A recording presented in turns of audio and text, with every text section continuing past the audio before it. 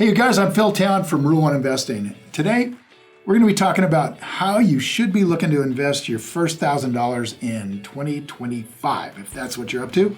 So let's take a look at that. It's a really tricky time to understand what's really going on in the market for sure. But getting that first $1,000 when you're in your 20s or 30s to invest, man, that can go so far to jumpstarting your wealth over the long run. And it's important that you do it right. So with that said, let's look at how you should be investing to get yourself started on the right foot.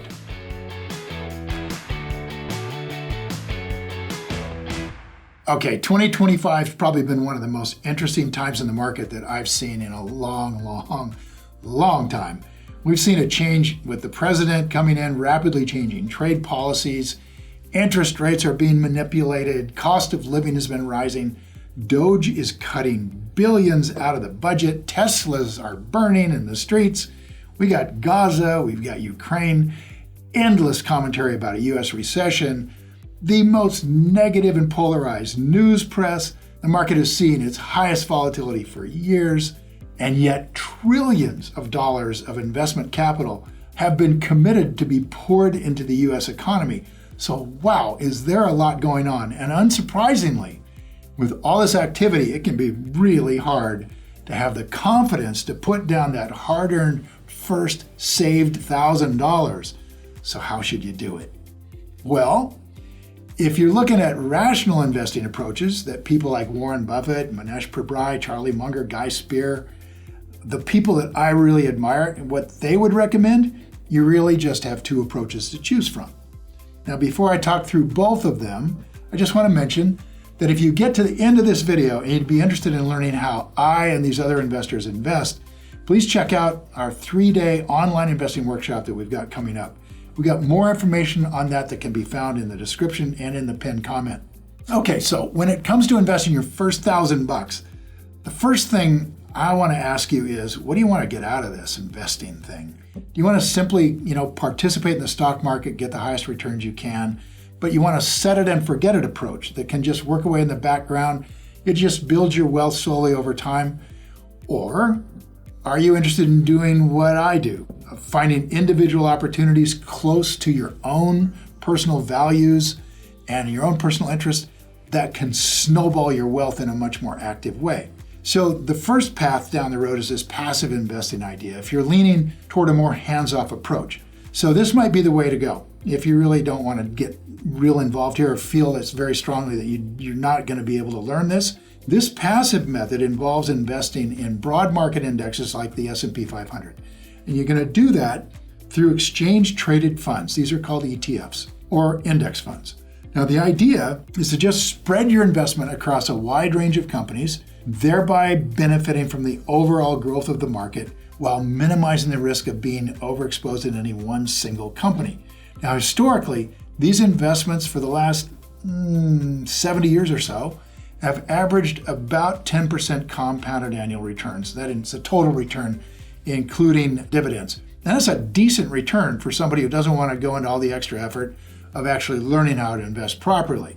And it is also the strategy that Warren Buffett once recommended to LeBron James as how he should invest the majority of his money. It's really safe relatively if you're going to invest in stocks. It involves almost no effort, and it should produce a really decent retirement. Now, the way most passive investors go about their investing is to set up a dollar cost averaging plan. And what this means is you kind of find a diversified market tracking ETF like SPY, and then they buy a certain dollar amount at a fixed time interval, and they just don't stop. This is the discipline. For example, you might invest $500 in SPY, the S&P 500 Index ETF, today, and then come back and invest another $500 in a month, and just continue to stick to this plan no matter what the market's doing. This will average out over time to the overall market return, which in the case of SPY has been about 10% per year, including the reinvested dividends. Now, this can be a really great starting point for a lot of people, but it also comes with a bit of a downside. More than a bit. And that downside is that if you only have $1,000 saved up, building this $1,000 into significant wealth is going to be a tough equation through passive investing. Even at 10% a year, after 10 years, that $1,000 is just $2,594. But if you are able to increase your rate of return by just a few percentage points, let's say you can get it to 15% a year, that $1,000 would theoretically be $4,046 after 10 years, almost double. Now, over 40 years, the difference is even larger.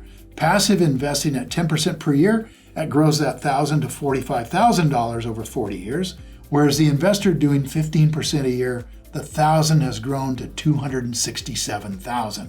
Now, that's a big difference. Now, in no way am I going to be sitting here promising that everyone can go out there and average 15% annually for 40 years. But good Rule 1 investors who follow this teaching do that and more. In fact, Buffett pointed out a whole bunch of investors who crushed the market over a 20-year time span, averaging between 18 and 33% per year compounded. So who knows, maybe you could do that. Or half of that would still be a great thing, right? And the great thing about starting your investing journey with $1,000 is that it's a manageable account to begin with. And even though it seems small, all of the great investing journeys that I ever heard of started with just that small step. It's not like you're diving in with millions of dollars. You're just not. Because you'd be feeling the weight of your portfolio, you'd be freaking out, and you'd need to protect what you have. But with $1,000, if things don't go as planned, it's not impossible to replace that. You can always save up again, and you can keep learning. Manesh Prabhai touches on this really kind of major advantage of starting small in his book, The Dondo Investor. Really, go read that book. It's so cool. It's one of the reasons that I believe that for those with $1,000 lying around and with a genuine interest in investing, it's worth starting by analyzing individual companies. By doing it this way, by being a Dondo investor, we're at least giving ourselves the chance to potentially snowball it into something that's actually meaningful. And that's where Dondo investing, also known as Rule 1 investing, where that all comes in. Now here's the deal. Rule 1 investing is all about rational, long-term, Buffett-style investing. And what we're trying to do is find high-quality individual companies that have been mispriced by the market. Now, that mispricing gives us an opportunity to buy $1 of value for only 50 cents. And it gives us the best possible chance of minimizing our risk of losses when we follow this very systematic approach. So first, we identify businesses that align with our personal values and interests, ones that we think might fall within our circle of competence. Then we assess the strength of that competitive advantage in that company, or what we call the moat. Next, we evaluate the management team. We're looking for skill and integrity. And finally, if the business passes those first three filters, then we go on to determine if the current stock price offers a sufficient margin of safety so that we're confident we're buying that dollar bill of value for 50 cents, half off. Now, this is the same process Warren Buffett uses. It's the same process Manesh Prabhai uses. It's the same thing Guy Spear does, the same thing the late Charlie Munger did for 70 years. This is the same thing Seth Klarman does, Bill Ackman, Lee Liu, and the list goes on. These guys, time after time, have used these simple rules to compound their wealth at rates massively above that 10% market return. And for these people, it's led them to become multimillionaires and billionaires. A great example of Rule 1 investing was Warren Buffett's investment into Apple. Apple is a textbook wonderful business. Big fat brand moat, exceptionally managed, and during 2016, it was trading at a really steep discount to its intrinsic value. Buffett loaded up the truck, and from 2016 to 2024, Apple's annual stock return was 24.5%, which, remarkably, still walloped the return of the S&P 500, which had a standout run during that time period, averaging 17.5% annually. It's these long-term compounders that really make the difference to the financial lives of Rule 1 investors.